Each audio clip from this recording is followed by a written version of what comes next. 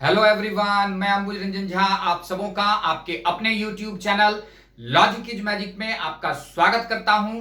साथ ही इस चैनल के तमाम सब्सक्राइबर्स व्यूवर्स का तहे दिल से धन्यवाद, शुक्रिया, आभार। आज का हमारा बहुत ही इंपॉर्टेंट टॉपिक है सिटिंग अरेंजमेंट।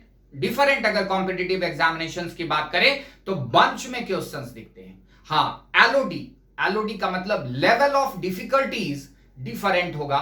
अगर हम बैंक एग्जामिनेशंस की बात करेंगे तो बैंक में थोड़ा सा डिफिकल्ट सेगमेंट से सेटिंग अरेंजमेंट, एसएससी की बात करें तो आसान सेगमेंट्स, अगर रेलवे वगैरह एग्जामिनेशंस की बात करें तो उसमें भी आसान दिखते हैं। यूजी कोर्सेज के तमाम जितने भी इंट्रेंस ग्रुप के एग्जामिनेशंस हैं उसमें सेटिंग अरेंजमेंट से 5 क्वेश्चंस बंच में, और बैंक में 10 to 15 क्वेश्चंस बंच में, एसएससी रेलवे वगैरह में भी 5 क्वेश्चंस बंच में दिखता है। तो टॉपिक को स्टार्ट करते हैं। टॉपिक में सिटिंग अरेंजमेंट में सबसे पहले देखना है कि कितने टाइप्स के सेटिंग अरेंजमेंट।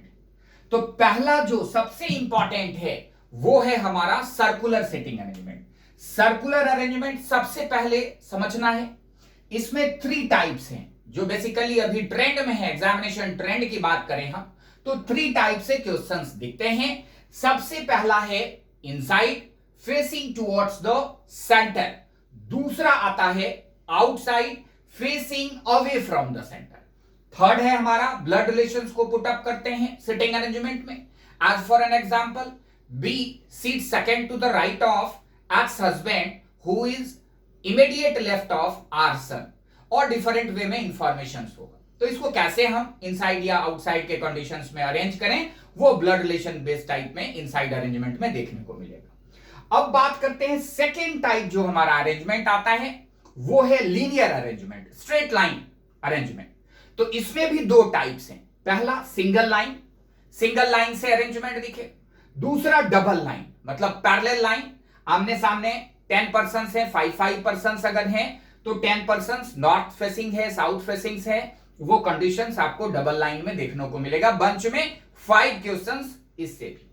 थर्ड जो हमारा अरेंजमेंट है वो फिर रेक्टेंगुलर और स्क्वायर अरेंजमेंट से दिखेगा, जिसमें फर्स्ट जो कंडीशंस है जैसे सर्कुलर में हम लोगों ने देखा था इनसाइड अरेंजमेंट, ऐसे ही इसमें भी इनसाइड अरेंजमेंट और आउटसाइड अरेंजमेंट। अब इनसाइड का मतलब समझते हैं। इनसाइड का मतलब है फेसिंग टुवर्ड्स द सेंटर। ये जब भी फेसिंग टुवर्ड्स द सेंटर का मतलब है कि all of them are facing towards the centre, सबों का जो मुख होगा वो सेंटर की ओर होगा। जैसे हम लोग डाइनिंग टेबल पे बैठ के खाना खाते हैं, सेम कंडीशंस। आउटसाइड में facing away from the centre. अब डाइनिंग टेबल पे बैठ के खाना खा रहे हैं, फैमिली मेंबर्स हैं सारे, उसमें कोई बच्चा जिसका डिमांड फुलफिल नहीं होता है तो वो ऑल ऑफ ए सडन रूठ जाता है। तो वो रूठ जाता है तो वो अपने चेयर को कैसे करता है, जस्ट टर्न कर लेता है, मतलब खाने से वो टर्न करता है। तो facing away from the centre मतलब उसका जो सेंटर होता है वो खाने से मतलब उसका फेस अवे हो जाता है। तो वो हम लोग conditions facing away from the centre में लिखेंगे। अब सबसे पहला काम है कि हम लोग सर्कुलर में इनसाइड के कंडीशंस को देखेंगे। इनसाइड का मतलब होता है जैसा कि मैंने बताया फेसिंग टुवर्ड्स द सेंटर। इसमें कुछ कॉन्सेप्ट्स हैं। सबसे पहला कॉन्सेप्ट जो कनेक्टर यूज होते हैं वो किस टाइप से, तो इनसाइड में 2 कनेक्टर बेसिकली आता है, एक एंड या बट या फिर दूसरा हु।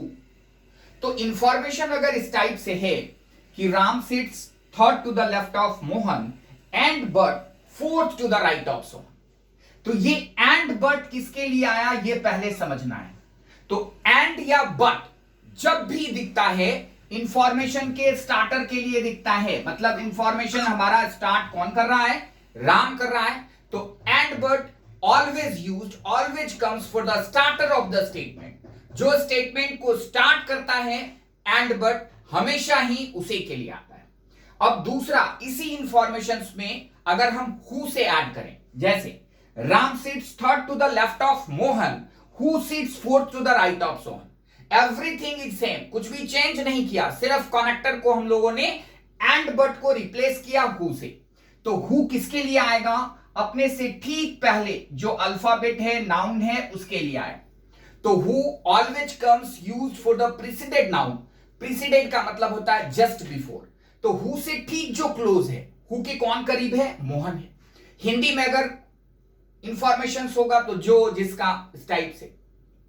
तो हु के जो करीब है हु हमेशा ही उसी के लिए आता है। अगर इतनी जानकारी है एंड बट और हु के बारे में हम समझ गए, तो लास्ट कॉन्सेप्ट आता है सिटिंग अरेंजमेंट के इनसाइड के लिए, वो हम लोग डायरेक्शन देखते हैं। जैसे as for an example, suppose करो ये 8 persons A to H, all of them are facing towards the center। अब ये ऐसे सर्कुलर अरेंजमेंट में है।